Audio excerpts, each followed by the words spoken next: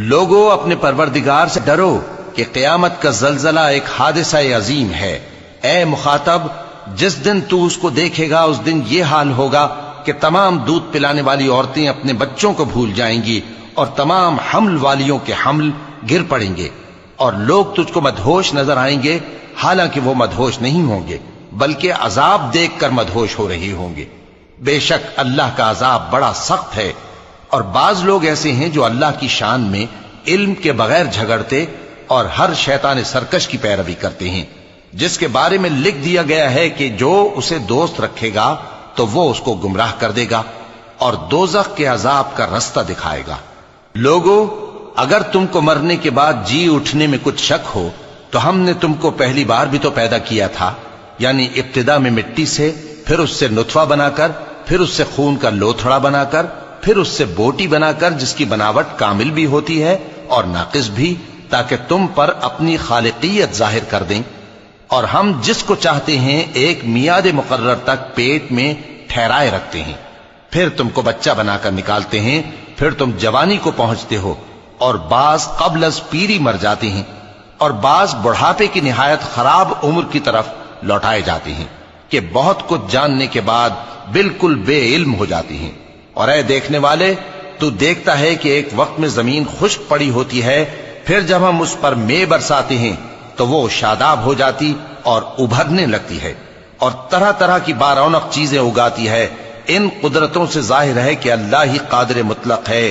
جو برحق ہے، اور یہ کہ وہ مردوں کو زندہ کر دیتا ہے، اور یہ کہ وہ ہر چیز پر قدرت رکھتا ہے، اور یہ کہ قیامت آنے والی ہے اس میں کچھ شک نہیں، اور یہ کہ اللہ سب لوگوں کو جو قبروں میں ہیں جلا اٹھائے گا، اور لوگوں میں کوئی ایسا بھی ہے جو اللہ کی شان میں بغیر علم کے اور بغیر ہدایت کے اور بغیر کتاب روشن کے جھگڑتا ہے اور تکبر سے گردن موڑ لیتا ہے تاکہ لوگوں کو اللہ کے رستے سے گمراہ کر دے۔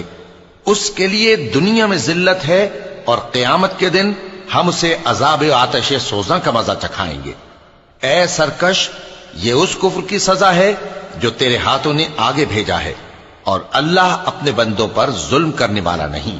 اور لوگوں میں بعض ایسا بھی ہے جو کنارے پر کھڑا ہو کر اللہ کی عبادت کرتا ہے، اگر اس کو کوئی دنیاوی فائدہ پہنچے تو اس کے سبب مطمئن ہو جائے، اور اگر کوئی آفت پڑے تو منہ کے بل لوٹ جائے، یعنی پھر کافر ہو جائے۔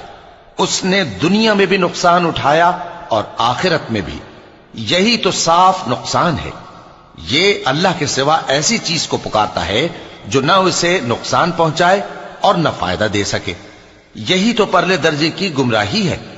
بلکہ ایسے شخص کو پکارتا ہے جس کا نقصان فائدے سے زیادہ قریب ہے۔ ایسا دوست بھی برا اور ایسا ساتھی بھی برا۔ جو لوگ ایمان لائے اور عمل نیک کرتے رہے،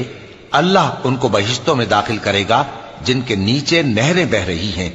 کچھ شک نہیں کہ اللہ جو چاہتا ہے کرتا ہے۔ جو شخص یہ گمان کرتا ہو کہ اللہ اس کو دنیا اور آخرت میں مدد نہیں دے گا،